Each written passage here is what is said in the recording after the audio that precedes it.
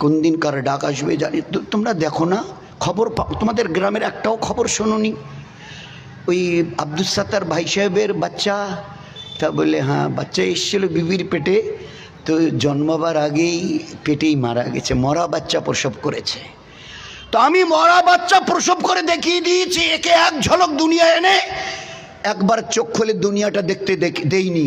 আর তোমাকে 20, 30, 40 বছরের এই জওয়ানি, এই হায়াত দিলাম, বুক ভরা আশা ছিল তোমার এই ইজ্জতের মাথাটা আমার কাছে নোয়াবে। আর যত এই ইজ্জতের মাথাটা এই জওয়ানিতে আমার কাছে নোয়াবে, আমি তত বেশি দুনিয়াতে তোমাকে ইজ্জতওয়ালা করে দেব, দামি করে দেব। এই জন্যে আমি আল্লাহ তোমাকে দুনিয়া এনে জওয়ানি দিয়ে ভরমার করে দিলাম। আর শেষ পর্যন্ত যখন ডাগা শাহিয়ালা সালা তুমি হনহন করে চলে যাও, আচ্ছা তোমার এই জওয়ানিকে ধরে রাখতে পারবে তো?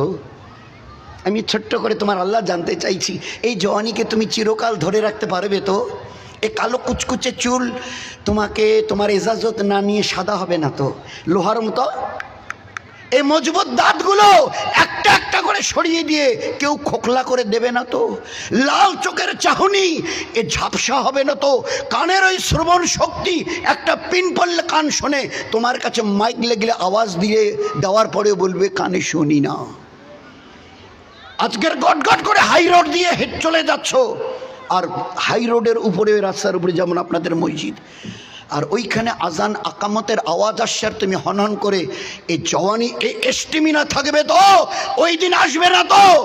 এই বেডরুমের বেড এটা, তোমার এই বেডরুমের বেড এটা, আর এই বেডের 2 হাত দূরে অ্যাটাচড বাথরুম এটা, এটা তোমার